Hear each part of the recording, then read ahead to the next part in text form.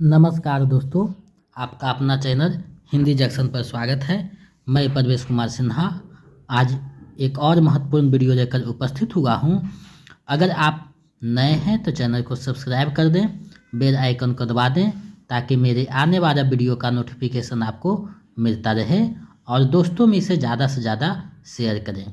दोस्तों, जैसा कि आप सभी को पता है कि BPSC ट्री 4.0 की जो वैकेंसी आने वाली है उसी का हम लोग तैयारी कर रहे हैं। तो आप लोग वीडियो के अंत तक बने रहिएगा और अगर आप कोई भी स्टेट का, राजस्थान टीचर का या दिल्ली टीचर का अगर तैयारी कर रहे हैं तो उसके लिए भी ये जो वीडियो है बहुत ही महत्वपूर्ण है, क्योंकि महत्वपूर्ण प्रश्नों को इसमें संग्रहित किया गया है। तो कोई भी स्टेट का आप TGT PGT टीचर का तैयारी कर रहे हैं तो उसके लिए जो है ये वीडियो काफ़ी लाभप्रद साबित होगा। तो आप लोग वीडियो के अंत तक देखिए और 80 प्रश्न में कितना सही होता है कमेंट करके बताइए। आज का जो सेट है उसे हम लोग देखते हैं। आप देख पा रहे हैं BPSC TRE 4.0। अगर आप BPSC TRE 4.0 के हिंदी विषय के किसी भी वर्ग की तैयारी कर रहे हैं तो ये वीडियो आपके लिए महत्वपूर्ण है। चाहे आप 6 to 8 का तैयारी कर रहे हैं या 9 to 10 का या 11 12 का, यानी TGT PGT आप किसी भी वर्ग के हिंदी विषय का तैयारी कर रहे हैं तो ये वीडियो आपके लिए महत्वपूर्ण है। इस अभ्यास सेट में हम 80 प्रश्नों को अभ्यास करेंगे जो बिहार BPSC में पूछा जाता है, उसी को ध्यान में रखकर बनाया गया है। ये अभ्यास सेट 12वां अभ्यास सेट है। 11 अभ्यास सेट अभी तक हो चुका है। अगर आप नहीं देखे हैं तो प्लेलिस्ट बना हुआ है हमारे चैनल पे, वहाँ से आप देख सकते हैं। अगर आप जो है क्लास देखना चाहते हैं टॉपिक बाई तो हमारे चैनल हिंदी जंक्शन पे उसका भी प्लेलिस्ट बना हुआ है, उसको भी देख सकते हैं। व्याकरण का भी है, वहाँ भी वो देख सकते हैं। तो आप खुद मिलाकर अगर देखिएगा तो मेरे चैनल पे तैयारी के हिसाब से बहुत सारा मटेरियल उपलब्ध है, आप उसे देख करके अपने तैयारी को बेहतर कर सकते हैं। अगर आप BPSC TRE 4.0 का नोट्स और प्रैक्टिस सेट पाना चाहते हैं तो हमारे नंबर 7261815307 पे 249 रुपया पेमेंट कर दीजिए, गूगल पे, फ़ोनपे, पेटीएम, और उसका स्क्रीनशॉट लेकर हमें इसी नंबर पे व्हाट्सएप कर दीजिए। तो हम इधर से आपको जो है नोट्स, प्रैक्टिस सेट और प्रीवियस सेट उपलब्ध करवा देंगे। अगर आप मेरा नोट्स और प्रैक्टिस सेट रखते हैं तो अलग से हिंदी के लिए कोई भी पुस्तक या प्रैक्टिस सेट देने की आवश्यकता नहीं है। संपूर्ण तैयारी 80 नंबर का लगभग हो जाएगा। तो आप लोग इन सारे से जुड़ करके अपने तैयारी को बेहतर कर सकते हैं। स्टेट का तैयारी करना चाहते हैं पेपर 2, पेपर 1 का, तो हमारे नंबर पे 199 रुपया पेमेंट कीजिए और उसका स्क्रीनशॉट भेज दीजिए। तो चलिए बिना देर करते हुए आज के जो है प्रश्न उसको हम लोग देखते हैं। जैसा कि आप देख पा रहे हैं अभ्यास सेट 12, ये जो है 12वां अभ्यास सेट है और 11 अभ्यास सेट अभी कराया जा चुका है जिसका प्लेलिस्ट बना हुआ है। उन सारे प्रश्नों को देखिए और अपनी तैयारी को बेहतर कीजिए, क्योंकि BPSC कोई सिलेबस जारी नहीं किया है। तो आपको जितना ज़्यादा प्रैक्टिस सेट कीजिएगा उतना बेहतर होगा और एक प्रैक्टिस सेट को लगभग 2-3-4 बार कीजिए ताकि आपके आँखों से जो 5 विकल्प है वो देखने का और आंसर चुनने का जो है क्षमता बढ़ सके। तो आप लोग इसको जितना ज़्यादा देख सकते हैं। पहला प्रश्न आप लोगों के सामने है। मलिक मोहम्मद जायसी की प्रेम कविता हिंदी साहित्य के इतिहास का काल विभाजन और नामकरण करते हुए उपयुक्त नामकरण किस साहित्य इतिहासकार ने सुझाया है? ये जो नाम सुझाया है वो किसने सुझाया है, किसने जो है अपने साहित्य के इतिहास में दिया है वो आपको बतानी है। तो ये जो दिए हैं वो जॉर्ज ग्रियर्सन ने दिए हैं, यानी जॉर्ज ग्रियर्सन इसका सही आंसर हो जाएगा। इन्होंने ही अपने जो हिंदी साहित्य का इतिहास लिखा, मॉडर्न वर्नाकुलर लिटरेचर, तो उसमें जो है ये नाम सुझाया है। तो इसका सही आंसर विकल्प क हो जाएगा। चलिए अगले प्रश्न की तरफ हम लोग बढ़ते हैं। दूसरा प्रश्न आप लोगों के सामने है। रामचंद्र शुक्ल के अनुसार नाथों की संख्या कितनी है? ये प्रश्न जो है TRE 3 में पूछा हुआ था। तो ये जो नाथ की संख्या माना है विकल्प में दिया हुआ है, आप चुनिए, पढ़ाया हुआ है। अगर आप हिंदी पढ़े होंगे तो आपको पता होगा और TRE 3 में भी ये प्रश्न पूछा गया था। तो इसका जो सही आंसर है विकल्प ख हो जाएगा। नाथों की संख्या रामचंद्र शुक्ल 9 माना है और सिद्धों की संख्या जो है 84 माना है। ये भी आपको ध्यान में रखना है क्योंकि ये और ये दोनों जो है पूछा गया था TRE 3 में। तो देखिए होता क्या है कि कभी कभी जो है हद का प्रश्न पूछा जाता है जो कंफ्यूज कर देता है आपको, तो उससे भी आपको बचना है और चीज़ें को देखना है। यदि श्रद्धा और मनु अर्थात मनन के सहयोग से मानवता का विकास रूपक है तो भी बड़े ही भावमय और भरारघ्य है। सारघ्य यहाँ होगा, थोड़ा सा टाइप सारघ्य है। कामायनी के संदर्भ में उपयुक्त कथन किसका है? कामायनी के बारे में ये जो कथन है वो किसका है आपको बताने है। तो ये जो कथन है खुद जो है कामायनी की भूमिका में जयशंकर प्रसाद जो है लिखते हैं, यानी विकल्प ग सही हो जाएगा। अब कामायनी का बारे में हम लोग जानते हैं, तो कामायनी का प्रकाशन जो है 1935 ईस्वी में हुआ था। कहीं 36 देता है जो गलत है, प्रमाणित जो है 1935 ईस्वी है। और इसमें जो है 15 सर्ग है। इसका जो है नायक मनु है और नायिका श्रद्धा है। तो ये आपको ध्यान में रखना है। चिंता से स्टार्ट होकर आनंद सर्ग तक जाता है। चलिए आगे बढ़ते हैं, अगले प्रश्न की तरफ देखते हैं। निम्नलिखित उपन्यास में वार, व्यासंधि और किशोर मन के मनोवैज्ञानिक अंकन का प्रयास किया गया है। किसमें ये किया गया है आपको बताने हैं। वो कौन सा उपन्यास है जिसमें बचपन के और व्यासंधि और किशोर मन के वैज्ञानिक अंकन का प्रयास किया गया है। ये कौन सा उपन्यास है उसके बारे में आपको बतानी है। तो ये जो उपन्यास है वो शेखर एक जीवनी है। विकल्प ख इसका सही आंसर हो जाएगा। और इसके रचनाकार जो हैं अज्ञेय जी हैं और इन्होंने शेखर जो है नायक है, जो उसके मन में प्रश्न उठता है, व्यासंधि में जो प्रश्न उठता है उसके बारे में जो है उपन्यास में दिखाने का, यानी मनोविश्लेषणात्मक मनोवैज्ञानिक इस जो है उपन्यास है, ये इतना कह सकते हैं। तो आत्मकथात्मक उपन्यास है और इसमें अज्ञेय ने बहुत बारीकी से सूक्ष्म से पकड़ने का कार्य किया है। तो ये विकल्प ख सही हो जाएगा। चलिए आगे बढ़ते हैं, अगले प्रश्न को देखते हैं। रामचंद्र शुक्ल ने पूर्व मध्यकाल का समय कब से कब तक माना है? यानी पूर्व मध्यकाल का समय कब से कब तक माना है आपको बताना है। तो सबसे पहले हम लोग जानेंगे कि पूर्व मध्यकाल को कौन सा काल कहा गया है। तो भक्ति काल है। अब देखिए भक्ति काल जब यहाँ बताया गया तो आपका दिमाग काम कर गया होगा कि भक्ति काल का जो समय है संवत 1375 से 1700 ईस्वी तक माना है। तो विकल्प ख सही हो जाएगा। तो प्रश्न जो भक्ति काल नहीं पूछ करके पूर्व मध्यकाल पूछा है ताकि आप शब्द में उलझ जाए। परीक्षा का मतलब ही है जो प्रश्न सेट करता है वो आपके माइंड को जांचना चाहता है कि आप कैसे चीज़ों को समझते हैं। परीक्षा का अर्थ ही यही है।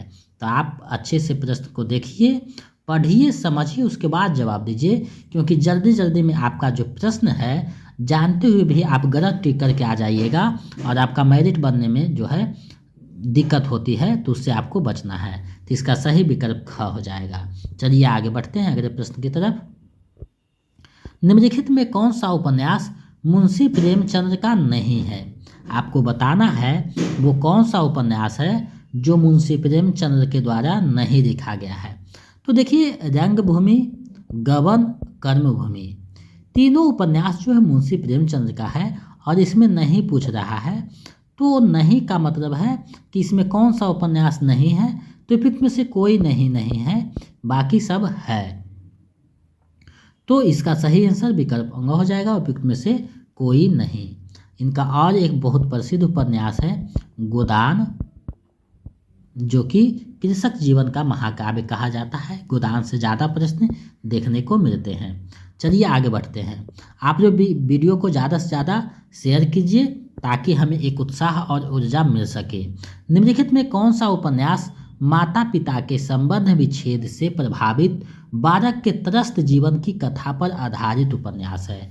यानी वो कौन सा उपन्यास है जो माता पिता के संबंध यानी तलाक का जो नौबत आता है, तलाक हो जाता है, रग रग रहते हैं, उससे प्रभावित जो बालक के मानसिक मानसिकता पे क्या प्रभाव पड़ता है उसको अंकन किया गया है। तो वो उपन्यास कौन सा है आपको बताना है। तो वो उपन्यास है आपका बंटी, यानी विकल्प ग सही हो जाएगा।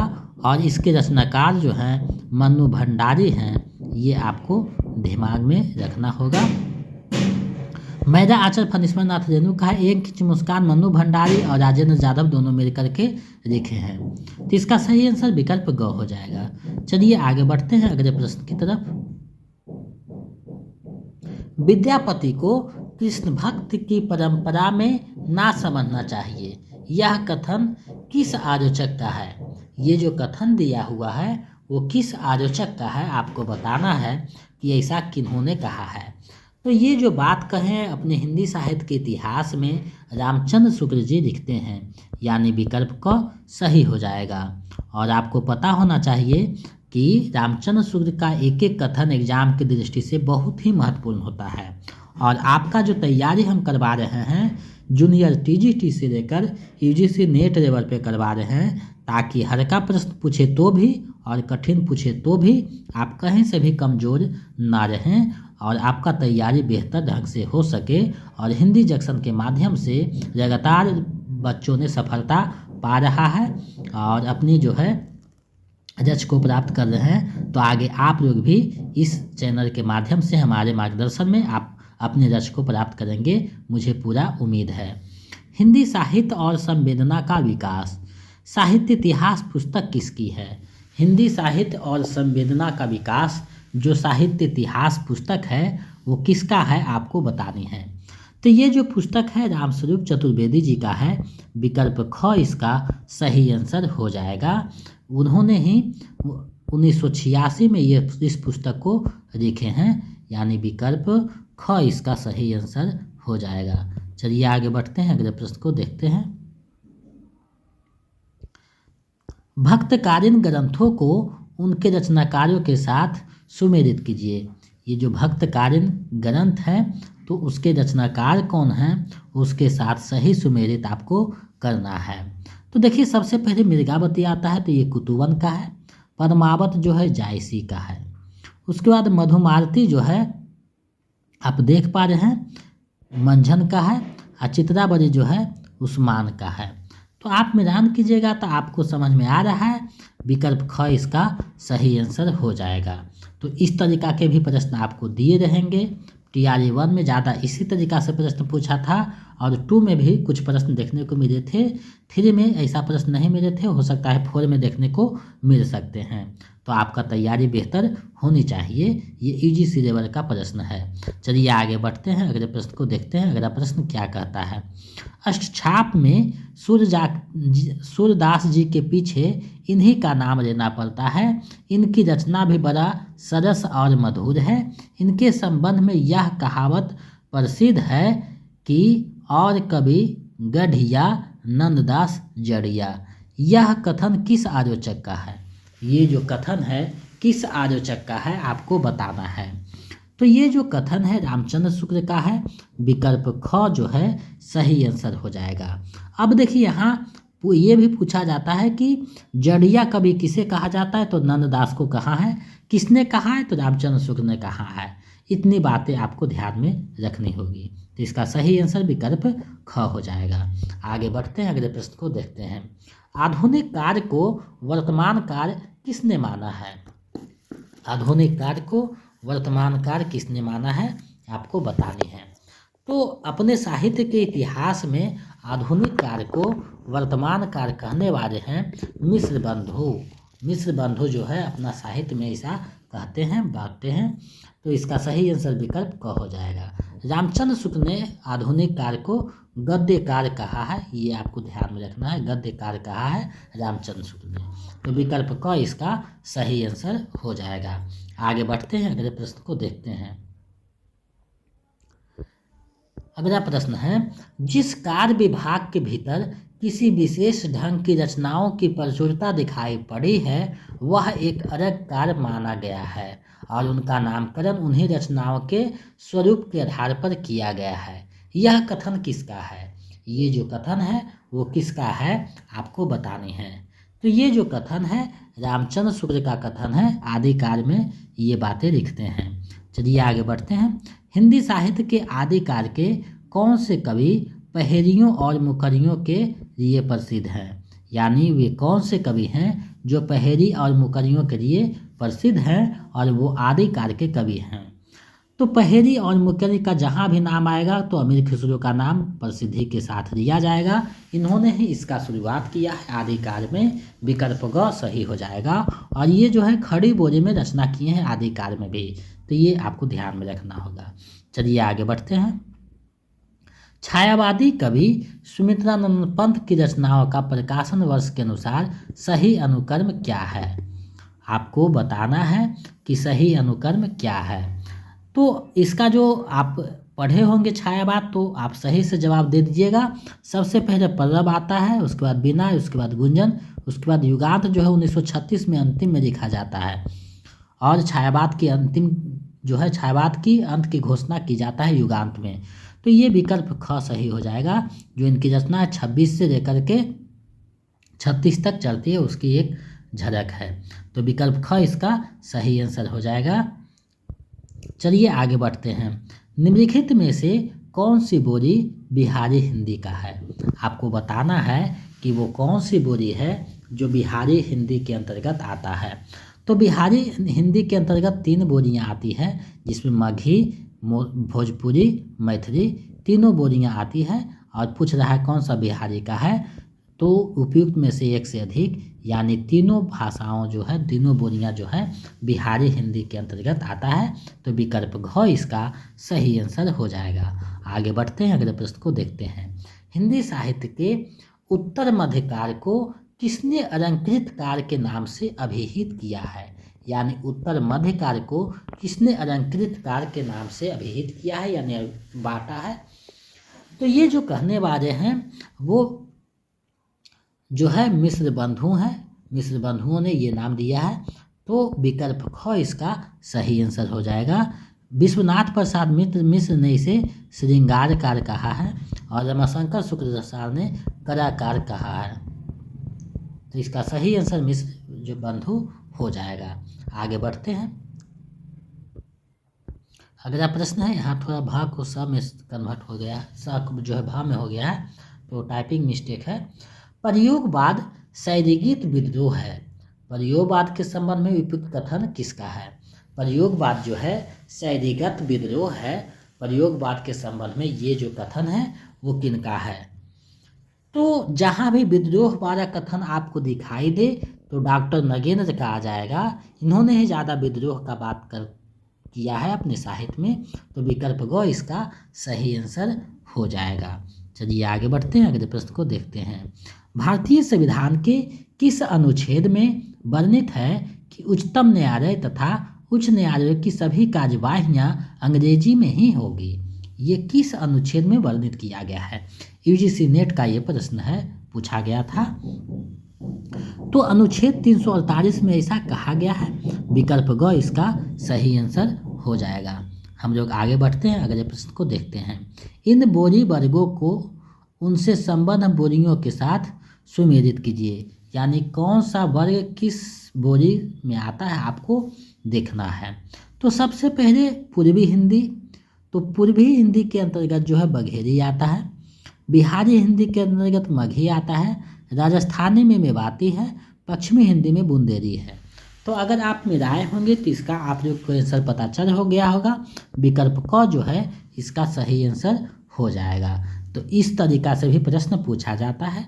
यानी आपको सभी दृष्टि से मजबूत होकर के जाना है, ताकि कहीं से भी प्रश्न पूछे आप कमज़ोर ना रहें और अच्छे से आंसर करके आ सकें। भारतेंदु के अनुसार हिंदी नई चार में कब ढली? भारतेंदु के अनुसार हिंदी नई चार में कब ढली आपको बताना है, ऐसा प्रश्न पूछा जाता है। तो 1873 ईस्वी में हिंदी नई चार में ढली। विकल्प क इसका सही आंसर हो जाएगा। चलिए आगे बढ़ते हैं, अगले प्रश्न को देखते हैं। आप लोग वीडियो को शेयर करते रहें ताकि ज़्यादा लोगों तक पहुंच सके और हमें जो है उत्साह मिल सके।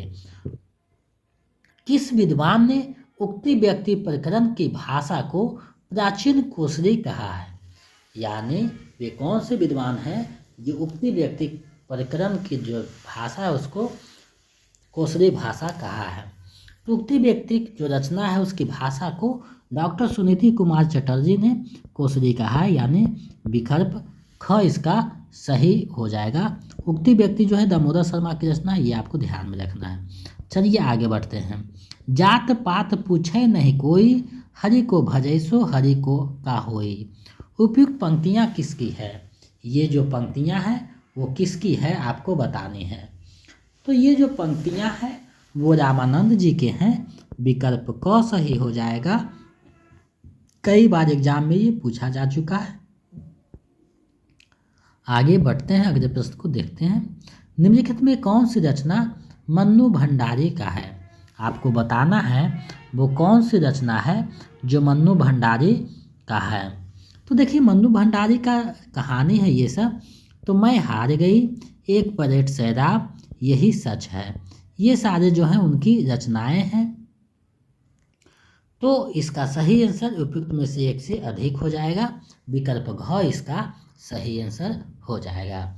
आगे बढ़ते हैं, अगले प्रश्न को देखते हैं। अब देखिए यहाँ प्रश्न है, पद्मावत के पात्र और प्रतीकों के साथ सही सुमेलित कीजिए, यानी कौन से पात्र किसका प्रतीक है आपको मिलान करना है। ऐसा प्रश्न यूजीसी नेट में ज़्यादा पूछा जाता है और TRE 1 में भी ऐसा प्रश्न पूछा गया था। तो रत्न सेन और सिंहर, पद्मावती और राउद्दीन, चार यहाँ पात्र हैं, किसका कौन सा प्रतीक है आपको बताना है। तो सबसे पहले देखिए रत्न सेन है तो आत्मा का प्रतीक है। उसके बाद आता है सिंहर, तो सिंहर जो है वो हृदय का प्रतीक है। पद्मावती जो है परमात्मा का प्रतीक है और अलाउद्दीन जो है माया का प्रतीक है। तो आप देख रहे होंगे विकल्प ग जो है सही आंसर हो जा रहा है। तो ऐसा भी प्रश्न पूछा जाता है तो विकल्प ग इसका सही आंसर हो जाएगा। चलिए आगे बढ़ते हैं अगले प्रश्न की तरफ। प्रेमचंद के जीवन पर लिखा जीवनी प्रेमचंद घर में के रचनाकार कौन है?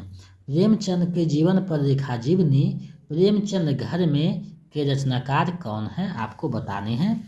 तो इसके जो रचनाकार हैं आपको बतानी है कि कौन से हैं। तो शिवरानी देवी जो हैं इसके रचनाकार हैं और उनकी जो है पत्नी ये हैं। तो विकल्प ग इसका सही आंसर हो जाएगा, उन्होंने ही ये लिखा है। आगे बढ़ते हैं। अमृत राय उनके पिता जो हैं पुत्र हैं, प्रेमचंद के पुत्र अमृत राय हैं, ये ध्यान में रखना है। चलिए आगे बढ़ते हैं।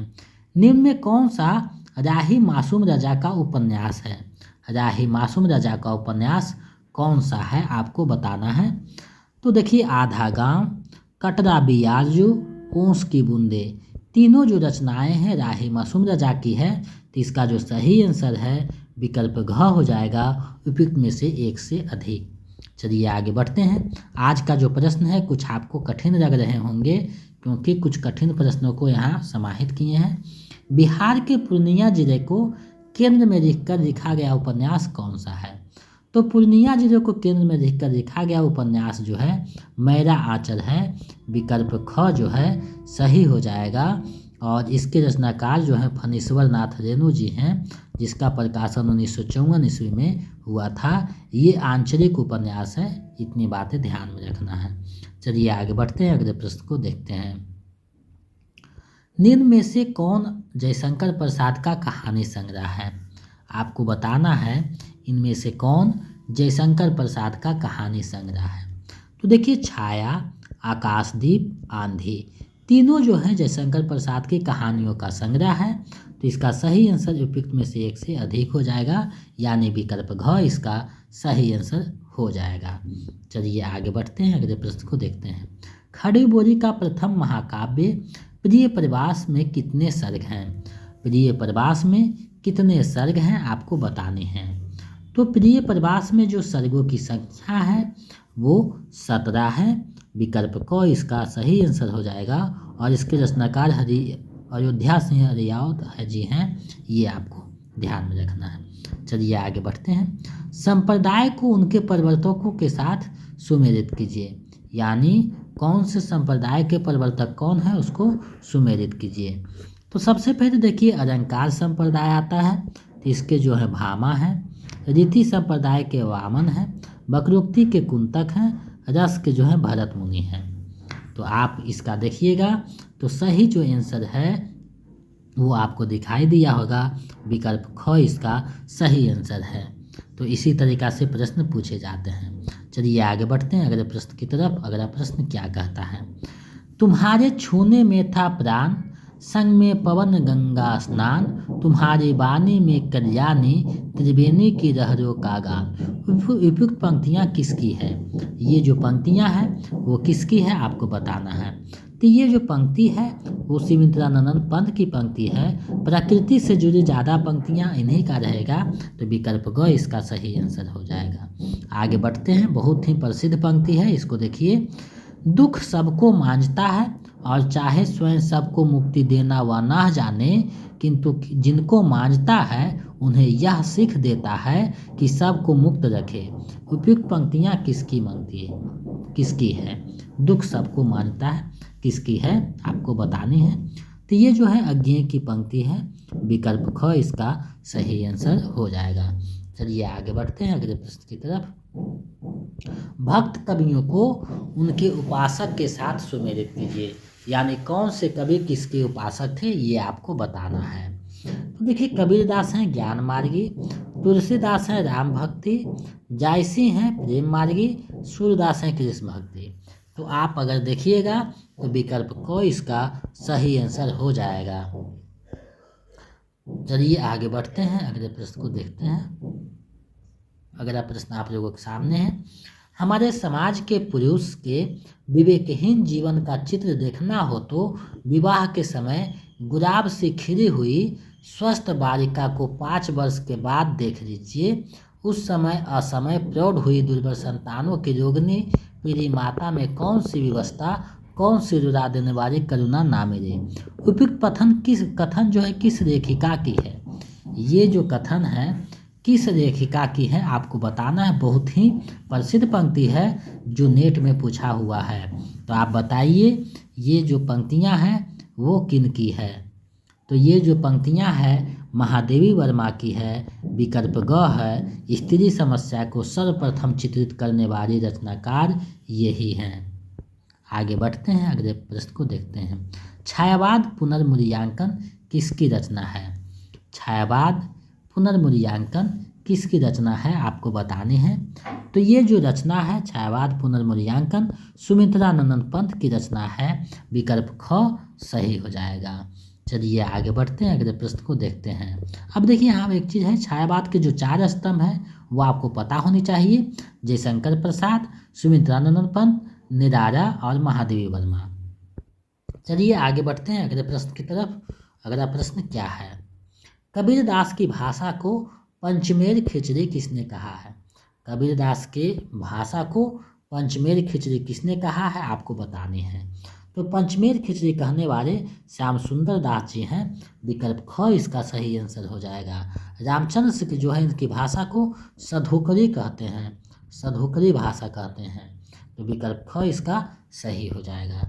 चलिए आगे बढ़ते हैं। यदि गद्य कवियों की कसौटी है तो निबंध गद्य की कसौटी है। भाषा की पूर्ण भक्ति का विकास, भक्ति के जगह पे यहाँ शक्ति होगा, थोड़ा सा शक्ति का विकास निबंधों में ही सबसे अधिक संभव होता है। यह कथन किस आलोचक का है? ये जो कथन है किस आलोचक का है आपको बताना है। तो ये जो कथन है वो रामचंद्र शुक्ल का है, विकल्प को सही हो जाएगा। चलिए आगे बढ़ते हैं अगले प्रश्न की तरफ। निम्नलिखित उपन्यासों को उनके पात्रों के साथ जो है पात्रों की जगह रचनाकारों हो जाएगा, रचनाकारों के साथ सुमेलित कीजिए। रचनाकारों के साथ सुमेलित कीजिए कि कौन सा रचनाकार किसके हैं। तो देखिए गोदान जो है मुंशी प्रेमचंद्र का है, मैदा आंचल जो है फणीश्वरनाथ रेणु का है, त्यागपत्र जैनेन्द्र का है, आपका बंडे मन्नू भंडारी का है। तो आप देखिएगा इसका जो सही आंसर है वो विकल्प ख सही हो जाएगा। चलिए आगे बढ़ते हैं अगले प्रश्न की तरफ। निम्नलिखित में कौन सी रचना भूषण की है? आपको बताना है इनमें से कौन सी रचना जो है भूषण का है। तो देखिए, शिवराज भूषण, शिव बावनी, छत्रसाल दशक, तीनों रचनाएं जो है भूषण के हैं। तो इसका जो सही आंसर विकल्प घ हो जाएगा, उपयुक्त में से एक से अधिक। भूषण जो है रीतिकार के कवि हैं जो वीर रस में ज़्यादा रचनाएं लिखे हैं, तो ये भी ध्यान में रखना है। तो आज जो है 40 प्रश्न साहित्य का था। अब 40 प्रश्न जो है व्याकरण से संबंधित है, उसको भी हम लोग देखते चलेंगे और 80 प्रश्नों को देखने वाले हैं। तो आप लोग वीडियो के अंत तक बने रहिएगा और वीडियो को शेयर कीजिएगा और अंत में बताइएगा 80 में आपका कितना सही होता है, क्योंकि जब आप कमेंट करते हैं तो हम देख पाते हैं कि आप लोगों ने अंत तक देखा है। तो पहला प्रश्न साहित्य जो है व्याकरण का आप लोगों के सामने है। एकैक का संधि विच्छेद क्या होगा? एकैक का संधि विच्छेद क्या होगा आपको बताना है। देखिए, कुछ जो प्रश्न हैं बहुत साधारण होते हैं, सरल होते हैं, लेकिन आपको कंफ्यूज करते हैं। तो आपको ये नहीं सोचना है कि बहुत हल्के सवाल हैं, कुछ कठिन भी होते हैं। तो सभी मिला करके जो है सेट को, आपको स्तर को देखते हुए बनाया गया है। तो ये नहीं सोचिए कि जो है हल्के प्रश्न हैं, क्योंकि मार्केट में जितने भी बुक आए हुए हैं उसमें प्रश्नों का स्तर का ख्याल नहीं रखा गया है, ये आपको सोचना है। एकैक का संधि विच्छेद क्या होगा? तो एक जोड़ एक एकैक हो जाएगा, यानी विकल्प क इसका सही आंसर हो जाएगा। चलिए आगे बढ़ते हैं। निम्नलिखित में से दीर्घ स्वर संधि कौन सा नहीं है? दीर्घ स्वर संधि कौन सा नहीं है? तो महाशय और विद्यालय दोनों दीर्घ स्वर संधि हैं और चंद्रोदय नहीं है, तो विकल्प ग इसका सही आंसर हो जाएगा। आगे बढ़ते हैं। नवग्रह में किस समास की योजना है? नवग्रह संख्यावाचक है, आप समझ गए होंगे, द्विगु समास होगा, विकल्प ग सही हो जाएगा। आगे बढ़ते हैं। तद्धित प्रत्यय युक्त शब्द का चयन कीजिए। तद्धित प्रत्यय युक्त शब्द का चयन कीजिए। तो मानवता, एकता, अच्छाई, तीनों जो है तद्धित प्रत्यय युक्त हैं, तो इसका सही आंसर जो है उपयुक्त में से एक से अधिक हो जाएगा। प्रत्यय बाधित चैप्टर में ये आपको विस्तार से पढ़ाया जाएगा। चलिए आगे बढ़ते हैं। निम्नलिखित में कौन परा उपसर्ग युक्त शब्द नहीं है? यानी परा उपसर्ग से बना शब्द कौन सा नहीं है आपको बताना है। तो प्रख्यात भी, प्रस्थान भी, लेकिन प्रतिक्षण जो है नहीं है, तो विकल्प ख इसका सही हो जाएगा और नहीं पूछा हुआ है, तो विकल्प ख इसका सही आंसर हो जाएगा। तो आप लोग प्रश्नों को पहले अच्छे से पढ़िए, उसके बाद जवाब दीजिए, ताकि प्रश्नों का आंसर जो है आपका कभी गलत नहीं हो और एग्ज़ाम में आपका मेरिट बनने में कोई परेशानी नहीं हो। क्योंकि 1-2 नंबर से जिसका मेरिट नहीं बनता है उसको क्या दुख होता है वो हमें पता है। तो आप लोग ऐसा गलती नहीं करें, उस पर विजय प्राप्त कीजिए। निम्नलिखित में कौन सा तत्सम शब्द नहीं है? कौन सा जो है तत्सम शब्द नहीं है आपको बताने हैं। तो जो तत्सम शब्द है, अग्नि भी है, मयूर भी है, उबटन नहीं है, तो विकल्प ख इसका सही हो जाएगा। आगे बढ़ते हैं। अलमारी किस भाषा का शब्द है? अलमारी जो है किस भाषा का शब्द है आपको बताना है। तो अलमारी जो है पुर्तगाली भाषा का शब्द है, यूजीसी नेट में पूछा हुआ है, विकल्प ग इसका सही आंसर हो जाएगा। आगे बढ़ते हैं। उपसर्ग आता है, आपको बताना है कहाँ आता है उपसर्ग। तो उपसर्ग का परिभाषा है कि जो शब्द के आगे रख करके नए शब्द का निर्माण करे उसे उपसर्ग कहते हैं, तो विकल्प ख सही हो जाएगा। अप्रत्यय शब्द के पीछे आते हैं, ये ध्यान में आपको रखना है। चलिए आगे बढ़ते हैं, अगले प्रश्न को देखते हैं। निम्नलिखित में कौन सा अमृत का पर्यायवाची शब्द है? अमृत का पर्यायवाची शब्द कौन सा है आपको बताना है। तो अमृत का पर्यायवाची पीयूष, सुधा, अमेय, तीनों जो है पर्यायवाची शब्द हैं, तो इसका सही आंसर विकल्प घ हो जाएगा, उपयुक्त में से एक से अधिक। चलिए आगे बढ़ते हैं। संयुक्त वाक्य है, कौन सा जो है संयुक्त वाक्य है आपको बताना है। तो मैंने खाना खाया और मेरी भूख मिट गई, संयुक्त वाक्य है, विकल्प ये जो है सरल हैं दोनों, तो विकल्प ग इसका सही आंसर हो जाएगा। आगे बढ़ते हैं। अंधे की लकड़ी लोकोक्ति का अर्थ है। अंधे की लकड़ी लोकोक्ति का अर्थ है, क्या अर्थ है आपको बताना है। तो अंधे की लकड़ी एक ही सहारा, ऐसा कहा गया है। अंधे को सहारा, बूढ़े का सहारा, ऐसा नहीं, अंधे की रखनी मतलब एक ही सहारा, विकल्प क इसका सही आंसर हो जाएगा। आगे बढ़ते हैं। उसमें व्यंजन है, उसमें व्यंजन कौन सा है आपको बताना है। तो उसमें व्यंजन जो है यहाँ देखिए भ नहीं तदाबिसा है, ये ध्यान में रखिएगा, यहाँ भ नहीं तदाबिसा है, तो इसको आप लोग देखिएगा। तो आप देख रहे हैं कि तीनों के तीनों तदाबी सा, मूर्धन्य सा, दंती सा, हाँ चार जो है उसमें व्यंजन होते हैं। एक मूर्धन्य सा है जो लिखें तो उसमें व्यंजन है, तो विकल्प घ जिसका सही हो जाएगा एक से अधिक। आगे बढ़ते हैं। छंद शास्त्र में दीर्घ मात्रा को क्या कहा जाता है। छंद शास्त्र में यानी छंद में दीर्घ मात्रा को क्या कहा जाता है आपको बताने हैं। तो दीर्घ मात्रा को गुरु और लघु मात्रा को जो है रघु कहा जाता है। तो विकल्प घ इसका विकल्प क इसका सही आंसर हो जाएगा, गुरु कहा जाता है। चलिए आगे बढ़ते हैं। अशुद्ध वाक्य है, कौन सा वाक्य अशुद्ध है आपको बताना है। मैं गाने की कसरत नहीं होता है, मैं गाने की रियाज करता हूँ, तो ये गलत हो गया। वहाँ भारी भीड़ लगी थी, बिल्कुल सही है। साहित्य और जीवन का घोर संबंध है, साहित्य और जीवन का घोर नहीं अनुनाश्रय संबंध होना चाहिए, तो ये भी गलत है। तो विकल्प ख इसका सही हो जाएगा। अशुद्ध वाक्य है, सॉरी यहाँ पे जो है टाइपिंग मिस्टेक है, अशुद्ध की जगह पे शुद्ध होना चाहिए। कौन सा जो है शुद्ध शब्द है, इस जो है टाइपिंग में इसको सुधार दिया जाएगा। तो इसमें जो है पूछा जा रहा है कि कौन सा जो है शुद्ध वाक्य है, तो ये दोनों तो गलत हो गया, क और ख। मैं वहाँ भारी भीड़ लगी थी, तो विकल्प ख इसका सही आंसर हो जाएगा, शुद्ध यहाँ होगा। ये थोड़ा सा टाइपिंग मिस्टेक हुआ है, उसको सुधार दिया जाएगा। और अभी जो है हम आपको बता दिए ये शुद्ध है, वाक्य पूछ रहा है। चलिए आगे बढ़ते हैं। निम्नलिखित में कौन सा तम का विलोम शब्द है। निम्नलिखित में कौन सा जो है तम का विलोम शब्द है आपको बताना है। तो तम मतलब होता है अंधकार, तो अंधकार का विलोम शब्द कौन सा है आपको बतानी है। तो अंधकार का हो जाएगा ज्योति यानी प्रकाश, विकल्प क इसका सही हो जाएगा। आगे बढ़ते हैं। जीतने की इच्छा रखने वाले को कहा जाता है। जीतने की इच्छा रखने वाले को क्या कहा जाता है एक शब्द में, तुझे उसे कहा जाता है जिगीसा, उसे कहा जाता है जिगीसा, विकल्प ख इसका सही आंसर हो जाएगा। जो इंद्रियों को वश में कर रखा उसे जितेंद्रिय कहा जाता है, ये ध्यान में रखना है। चलिए आगे बढ़ते हैं। मिराप में कौन सा प्रत्यय है, मिराप में कौन सा प्रत्यय है आपको बताना है। तो आप प्रत्यय है, विकल्प क इसका सही आंसर हो जाएगा। आगे बढ़ते हैं। महिप और निरत का सही अर्थ भेद है, यानी ये दोनों को क्या क्या अर्थ होगा आपको बताना है।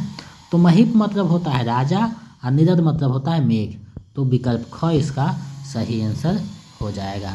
आगे बढ़ते हैं। मुझे अपनी कमाई से खाना मिलता है में कौन सा कारक है, इसमें कौन सा कारक है, तो करण कारक है, विकल्प क इसका सही आंसर हो जाएगा। आगे बढ़ते हैं।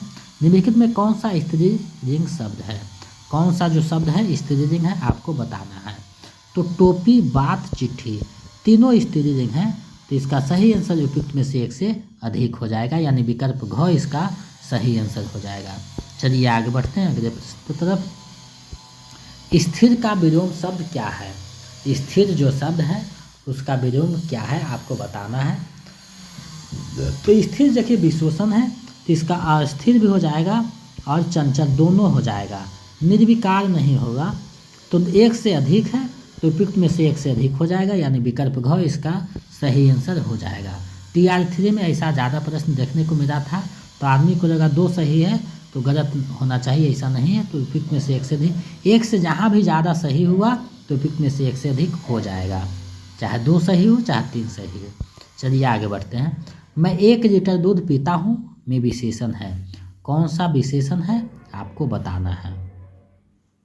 तो देखिए जो विशेषता बतलाता है, तो आप देखिएगा तो इसमें आ रहा है 1 लीटर, ये मात्रा को दर्शा रहा है, तो विशेषता बतलाता है, विकल्प ख सही हो जाएगा।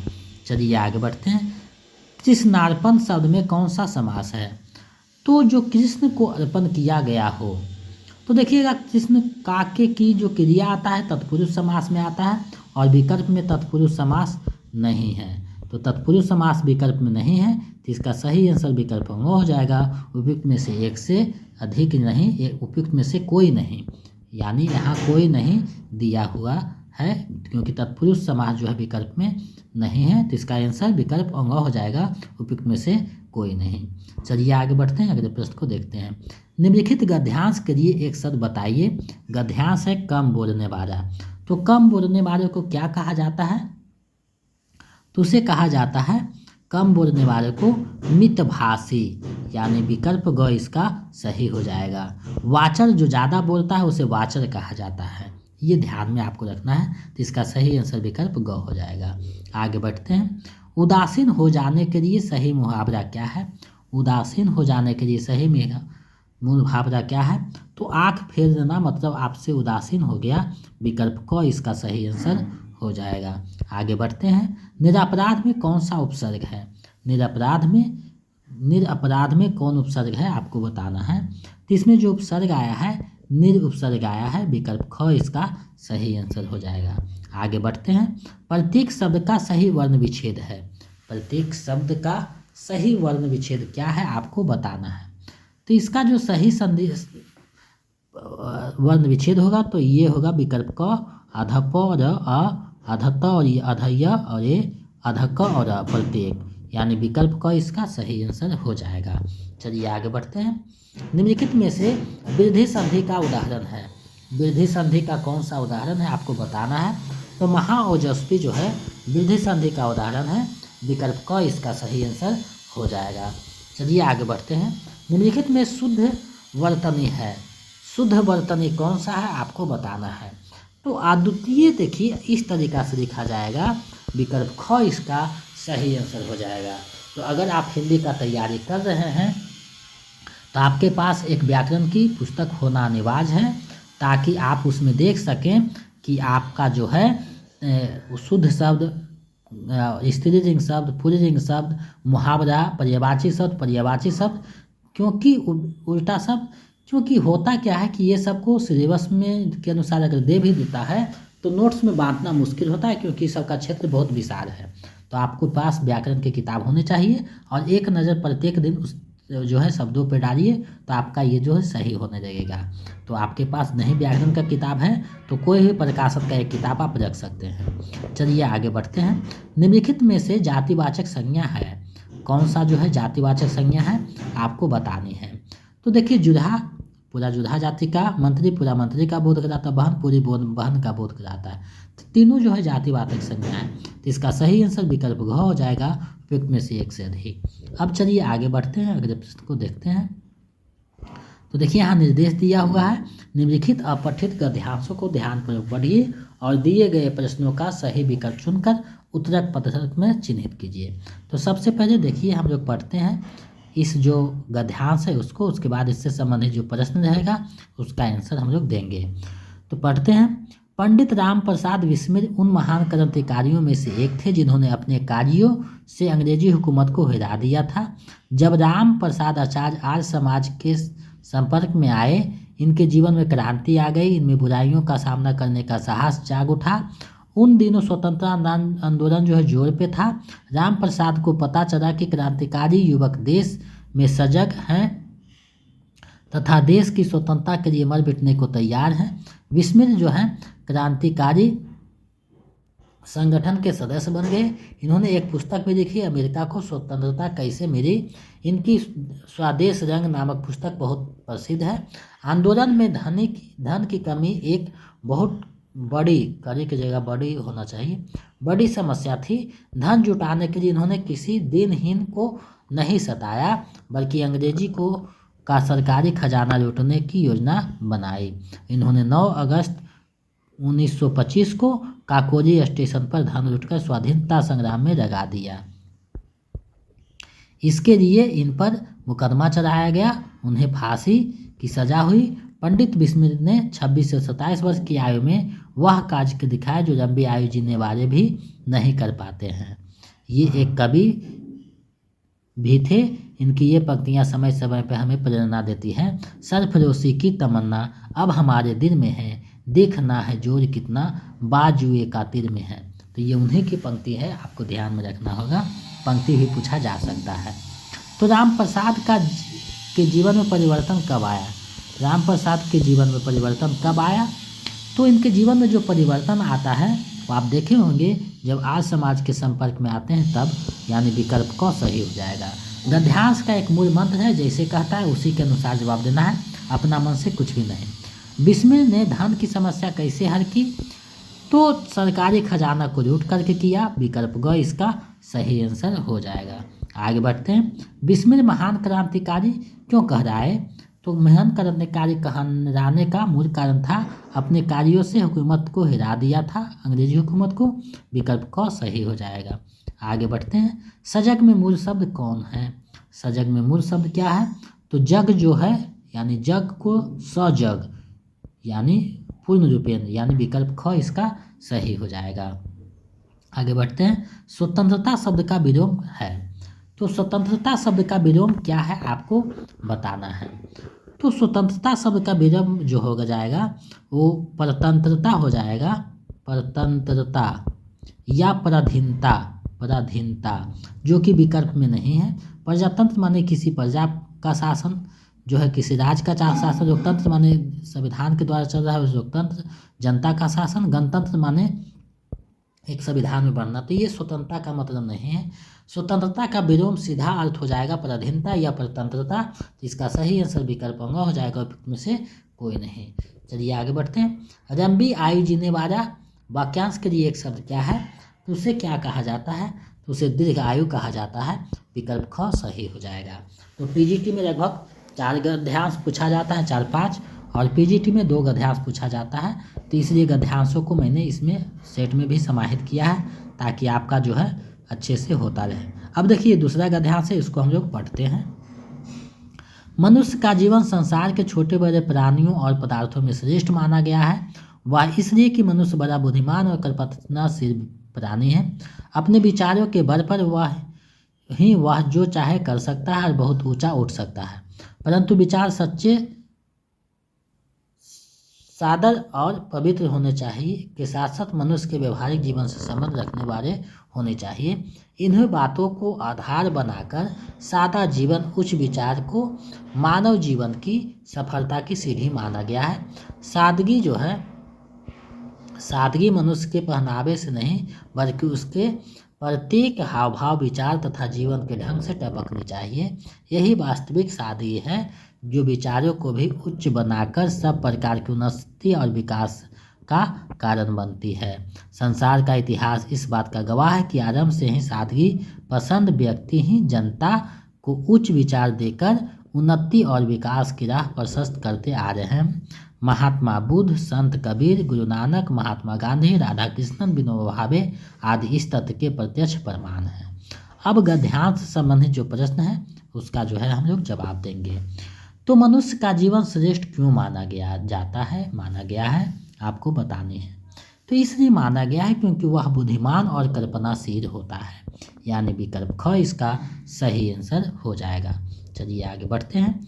उन्नति करने के लिए मनुष्य के विचार कैसे होने चाहिए? तो उन्नति करने के लिए मनुष्य के जो विचार होने चाहिए वो सच्चे, पवित्र, सादगी और व्यवहारिक होने चाहिए। तो देखिए विकल्प में मोह माया से युक्त नहीं, बेबुनियाद नहीं, झूठे, ऊंचे और पवित्र। यहाँ झूठे नहीं रहता तो ऊंचे और पवित्र हो सकता था, लेकिन झूठे जोड़ करके ये गलत कर दिया। तो इसका सही आंसर विकल्प हो जाएगा, उपयुक्त में से कोई नहीं, क्योंकि ऐसा नहीं कहता है। वास्तविक सादगी क्या है आपको बताना है। वास्तविक जो सादगी है वो क्या है? तो वास्तविक जो सादगी है वो वैचारिक और व्यवहारिक होनी चाहिए, यानी विकल्प ग इसका सही आंसर हो जाएगा। उन्नति शब्द का उचित विलोम शब्द क्या है? उन्नति का उचित विलोम शब्द क्या है? ये इस प्रैक्टिस सेट का 80वां और अंतिम प्रश्न है, तो इसका आप लोग जवाब दीजिए। तो उन्नति शब्द का उचित जो विलोम है अवनति होगा, यानी विकल्प इसका क सही हो जाएगा। तो आज मैंने आप लोगों को प्रैक्टिस सेट यानी अभ्यास सेट 12 करवाया, तो हमें आशा ही नहीं पूरा विश्वास है कि ये आपकी तैयारी में महत्वपूर्ण भूमिका निभाएगा और आपकी तैयारी को गति प्रदान करेगा। तो इस सेट में आपका 80 प्रश्न जो था उसमें आपका कितना सही हुआ है हमें कमेंट करके बताएं, ताकि हम समझ सकें कि आपकी तैयारी बेहतरीन चल रही है या नहीं। और हम जो आपको नोट्स और प्रैक्टिस सेट दिए हैं, जो 249 रुपया पेमेंट किए थे उनको, तो वे स्टडी किए हैं तो सेट में कितना कर पा रहे हैं, ताकि वो जो है समझ में आए कि दोबारा जब बनाते हैं तो कितना सही होता है। दोबारा जब अगर बना रहे हैं तो 80 में 80 सही होना चाहिए। एक आध गलत हो जाता है तो कोई बात नहीं, वो एक आध बार बनाइएगा तो सही हो जाएगा। तो आप लोगों का जो है कमेंट हम देखते हैं, तो आप लोग कमेंट कीजिए। और जो है इस सेट में थोड़ा सा टाइपिंग मिस्टेक था एक दो जगह, तो उसको मैंने दूर कर दिया है पढ़ाते पढ़ाते। और अगर आप चाहते हैं कि TRE 4.0 हिंदी का नोट्स और प्रैक्टिस से चाहिए तो हमारे नंबर 7261815307 पे 249 रुपया पेमेंट करके उसका स्क्रीनशॉट भेज दीजिए। तो हम इधर से आपको जो है नोट्स, प्रैक्टिस सेट और प्रीवियस सेट उपलब्ध करवा देंगे। इस नंबर पे गूगल पे, फ़ोनपे, पेटीएम किसी भी माध्यम से पेमेंट कीजिए और इस नंबर पे उसका जो है स्क्रीनशॉट व्हाट्सएप कर दीजिए, तो हम इधर से आपको PDF उपलब्ध करवा देंगे। अगर आप स्टेट पेपर 2 का पाना चाहते हैं तो इसी नंबर पे 199 रुपया पेमेंट कीजिए और स्क्रीनशॉट भेज दीजिए, तो हम इधर से आपको सेंड कर देंगे। अगर स्टेट पेपर 1 का चाहिए तो डिस्क्रिप्शन में टेलीग्राम लिंक चैनल दिया हुआ है टेलीग्राम का, वहाँ पे जुड़ जाइए, PDF भेजा हुआ है, वहाँ से आप डाउनलोड करके अपनी तैयारी को कर सकते हैं। तो इन सारी चीज़ों से जुड़ करके अपनी तैयारी को बेहतर कर सकते हैं। मेरे साथ बने रहने के लिए इतना देर तक बहुत बहुत धन्यवाद, क्योंकि आपका जो है कीमती समय 1 घंटा मेरे चैनल पे दिए हैं, इसके लिए बहुत बहुत धन्यवाद। और हम यही कामना करते हैं कि आप अपने लक्ष्य को प्राप्त करें। तो बहुत बहुत शुभकामनाएं। मिलते हैं एक नए वीडियो में, तब तक विदा देते हैं।